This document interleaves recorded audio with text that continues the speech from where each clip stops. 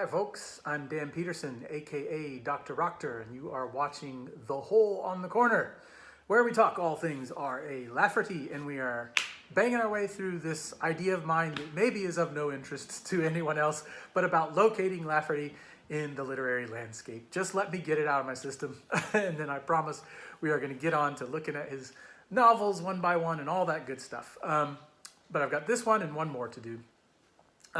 So this is kind of looking at Lafferty in terms of quote-unquote world literature, kind of, thinking about particularly novels in English, or I guess translated into English and that kind of thing, around the world. And, is there anything, does Lafferty fit with that? Well, as I have mentioned before, people have joked that, if Lafferty had a Latin surname, he would be more famous because it's more expected that you might write the way he writes, with this kind of slippery, slipstream, magical realism sort of way of writing, at least for a lot of his work. You might expect that from other authors, world literature authors, not just Latin, but others as well, African and so on. And I actually do think that Lafferty kind of fits with that, a lot of that kind of stuff in a way.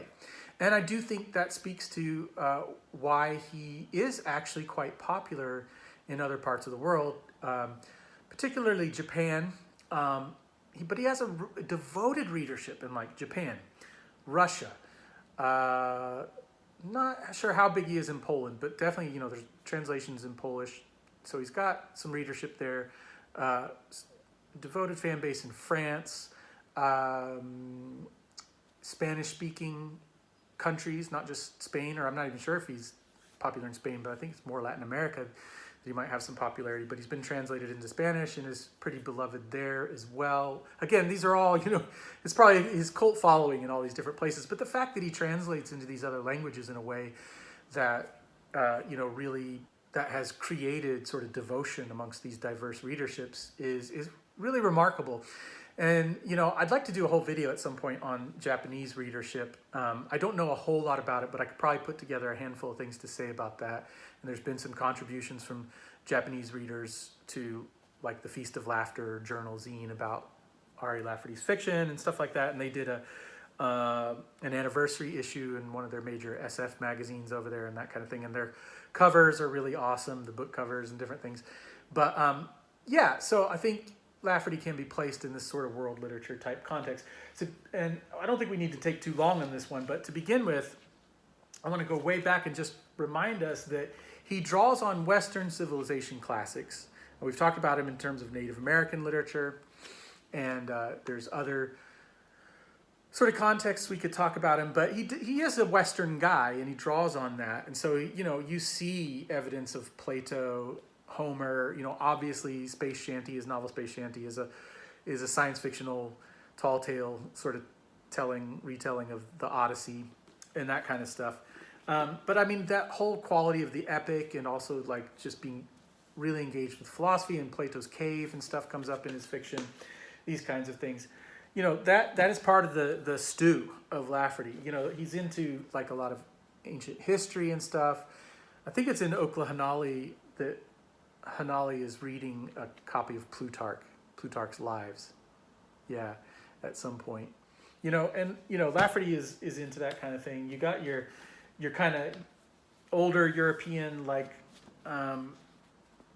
humorous and or quixotic type works, Rabelais and T.H.O.T and stuff like that, that he sometimes, I'm not sure how much he consciously or overtly draws on these, but, there's definite parallels, and just the kind of, again, there's some of that yarn spinning, tall tale type quality, sort of proto tall tale or whatever in some of these works, and exaggeration and grotesquerie and all these kinds of things.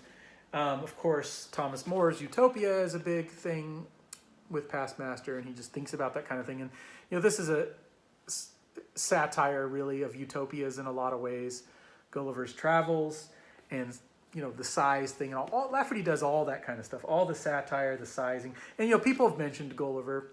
Some of the editors in the SF magazines would or would mention Swift. And he mentioned Swift at the beginning of a story. I quoted that part in a previous video. This is something I didn't know about. I'd heard about a tiny bit here and there when it comes to tall tales. I kept hearing Baron Munchausen. And I still haven't read much of this, but what I read, I was like, oh, okay. Because I knew there was some precedent for the tall tale, before the American frontier. It already exists in some manner. Exaggerated storytelling, fishermen's tales, and these sorts of things. But Munchausen is wild, man, from what I've read. Really big.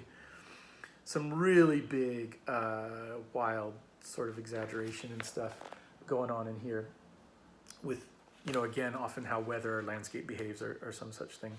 And I'd like to get to that. And I really want to do some work talking about Lafferty with some stuff I just still haven't really gotten into myself, but have always wanted to, like these guys. So there's that. And then you get into like sort of more European type stuff, which, I think there's some interesting things to be said there. Recently, there's this, one of my favorite YouTube channels. It's called Book Pilled, all one word. And he does a series called The Sci-Fireplace, where he reads all these mostly older paperbacks with really cool covers. And he's the way he summarizes these science fiction novels is beautiful. It really moves me, and it's gotten me back into really trying to read science fiction, because I got so distracted by quote unquote literary science fiction and whatever, and weirdness and Lafferty and Gene Wolfe and whatever. But he's got me really wanting to try to read more stuff, and I've already benefited from that, from some of the stuff I've read. But he's freaking hilarious when he wants to be. Some of the funniest stuff I've ever seen. But he recently, for the first time, read Lafferty's Past Master, and does a nice little review. I'll put a link to it in the comments or in the description.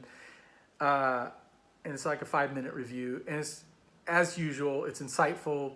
He is not at all conservative himself, and so he's like, oh, this was so conservative. He calls it like primordial conservatism and stuff. But he does a really good review of it and says some cool stuff. And one of the things he said, he was like, how can I describe this to you? And he was like, it's kind of like Cordwainer Smith and Gene Wolfe and Franz Kafka teamed up to write a sequel to Bill and Ted. Which, when you think about it, it's kind of like, yeah, actually, I think that kind of works. But I have thought about Kafka a little bit before in relation to Lafferty. I do think there's something there. Again, you might think, oh, he's so different. But there's a strangeness of imagination, I think, that crosses over a bit. Of course, there's James Joyce, the whole Irish type of storytelling. And I still have not read Ulysses or Finnegan's Wake or anything but some short stories by Joyce.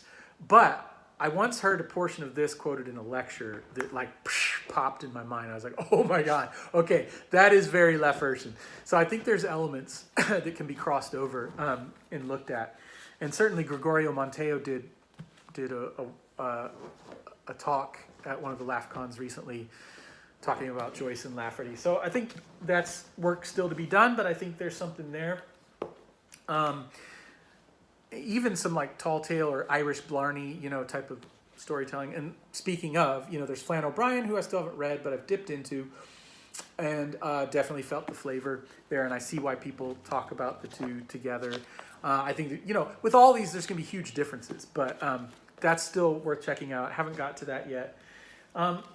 I think Lafferty's really influenced by George Orwell, and maybe 1984 more than this, but Lafferty's really into that dystopia type thing, and I think in particular he's drawing on Orwell, or resonates with thought control and Big Brother and all these kinds of things. I think that comes out a lot in Lafferty's fiction, so that's worth exploring. People bring up Borges all the time with Lafferty, and I from what I've dipped into, I think that's, I see that for sure. In a lot of ways, seemingly a different kind of tone, but that's the other thing. You might think when you compare Lafferty to some of these darker or not writers who just don't have that humor quality that he has, it might feel like a disjunction. But the more and more you read of Lafferty, the more you'll realize there's moments and ways in which he writes in sort of this almost high style that is philosophically rich and sophisticated and so on, mixed with all that vernacular tall tale type stuff often, but sometimes not even that mixed. And so, Lafferty really does have resonances with some of these more high literary writers than you might at first notice. And, Borges, I don't really know how to say his name, I think it's Borges, was really into Chesterton as well, and that's Lafferty's self-professed sort of favorite writer. So it's not surprising. You might, even in like far away places, you're like, no way, Proust, with Lafferty, forget about it. And again, this isn't something I've read, but dipping into it, reading, some first pages and stuff, things that this guy does with time actually reminded me a whole lot of Lafferty. Lafferty is big on time, and you kind of got to get into the deep cuts to really see that. But probably more than anywhere else, his Argo Mythos, of which the most popular book is The Devil is Dead. He really gets into some time stuff and time and memory and these sorts of things. And I don't know, might be Proustian a little bit. Again, it'll be different, but might be some similarities. So there's also like Amos Tutuola, who people bring up from time to time. I thought I had his Palm Wine Drinkard is his most popular work, which I have read most of. And yes, it very much reminded me of Lafferty. The thing about Lafferty, so this is interesting, I think. When it comes to people like James Joyce or I mentioned last time, like Thomas Pynchon, even Cormac McCarthy and all these kinds of things. One of the differences is that whilst I do believe that Lafferty has the same level of sophistication as a lot of these writers, he still is coming at it from more of a literary outsider type perspective, I think. You just feel that. These are traditionally educated people, maybe of a certain demographic or class, that just is like not what Lafferty is or is doing. Certainly Lafferty read, Dickens and one of his Balzac, I don't even know how to say his name, Honoré Balzac, is one of Lafferty's professed influences and stuff, And Lafferty did read several European languages. He read in something like 8 or so languages, most of them European, although I think he dabbled in some maybe Malaysian or something like that. But anyway, so I think that Lafferty's a bit more of an outsider. But then you come to somebody like Amos Tutuola, who is in many ways a complete outsider, quote unquote. I don't want to like exactly label him that way, but his I've said before non-standard English and then corrected myself, like diverse ways of writing or speaking English. He's like coming at it like totally fresh. It's not his original language, but he writes in that language, so it's like this whole different kind of grammar and syntax and stuff, but the inventiveness, that language quality partly reminds me of Lafferty. And I mean, it's like, it draws on his people, Yoruba, indigenous Nigerian people, and it has some of the qualities that like you see with Lafferty's influence from Native Americans, you see in here, and there's like a quote unquote sort of folk type storytelling quality to it, and there's grotesqueries, like really funny, wild grotesqueries and stuff that remind me so much of Lafferty and this kind of thing. But on the other hand, Lafferty kind of goes in between, falls between, if you will, sort of that really high literary approach and stuff that he resonates with, but is really distinct from to me. But then it's not quite as all out coming at it from like a non-English speaking or just not quite as far away from the literary canon, I think, as this is, but has qualities of this. And Tutuola was an influence on Achebe, Chinua Achebe, who was also Nigerian. And this is like a whole in many ways, it's so elegiac. It's so sorrowful about colonialism. It's a painful read. And you do get a flavor of that in Lafferty here and there. Certainly a story like Ride a Tin Can, it's powerfully that way. And Ride a Tin Can, the stories within the story remind me the most of this probably, but he uses the traditional Nigerian tales in here. And when the characters are telling those stories in here, it very much reminds me of Lafferty and the way Lafferty folds in that indigenous storytelling from Native Americans, but also from his time in World War II, drawing on the South Sea Islands and their storytelling. So he does have indigenous qualities from other parts of the world. So I think Lafferty can be placed within world literature that kind of works with that indigenous storytelling.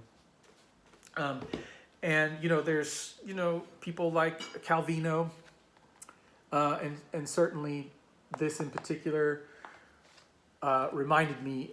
Again, this is one I haven't read the whole thing, but a significant portion of. Sorry, I used to you have to finish a book if you start it, and I spent a lot of years doing that.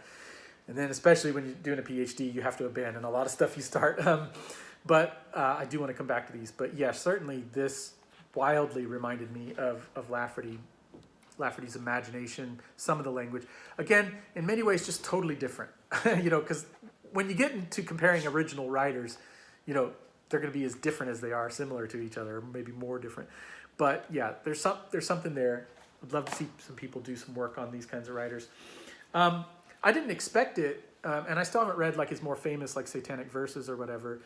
And again, this isn't one I finished, but this really reminded me of, again, the Argo mythos, Devil is Dead, or Three Armageddons of Enniscorthy Sweeney. I mean, it gets really wild with the way the world works and stuff, and sort of maybe alternate realities or whatever. So I would say Salman Rushdie is somebody worth thinking about and placing Lafferty in the literary landscape. And of course, magical realisms, great hero, Gabriel Garcia Marquez. I've never read 100 Years in Solitude, but again, I've heard bits of it. And the part about the blood of somebody murdered going around to houses and telling people, or maybe just going to his mother's house or something, really reminded me of Lafferty. There's the story about the man with wings in here. What's that called? Definitely reminded me of Lafferty, a very old man with enormous wings. Again, there's a totally different flavor to some of the language and storytelling, but again, there is, there's just the way so many of these world literature people, especially who are writing in so-called magical realism or working with indigenous storytelling and stuff, it's just the way they look at the world, the way they narrate the world, what they kind of let in rather than keep out. There's a kinship there, I think, with the way Lafferty approaches fiction. And finally, as I mentioned, when placing him with American literature, the Catholic authors like Walker Percy and Flannery O'Connor, there are Catholic, European authors, mainly British, but of course, Chesterton, who at one point I was super, super into, and I'd love to get back to him. Neil Gaiman still speaks very highly of Chesterton, just loving his sentences and his imagination and stuff, whatever you think of his, worldview, which, I don't know what I think about it. But I had so much fun reading books like The Man Who Was Thursday. This is a hilarious, wild, almost science fiction type novel, imagining a future, but it's hilarious. In many ways, Lafferty is the 1960s and 70s American Southwest Chesterton. In many ways. And he quotes Chesterton, and he talks about Chesterton and all that kind of stuff. And, there's some strong similarities. Again, Lafferty draws on working class and regional vernacular and stuff more than Chesterton does. But, man, they sound very similar sometimes. And there's a raucousness and a fun quality to it. This kind of rare collection has a lot of weird little almost fables that also remind me a lot of Lafferty. And the way Lafferty works with monsters and nightmares and things as well. But man, I tell you, I am not a fan too much of detective fiction overall. I'd like to try more of it.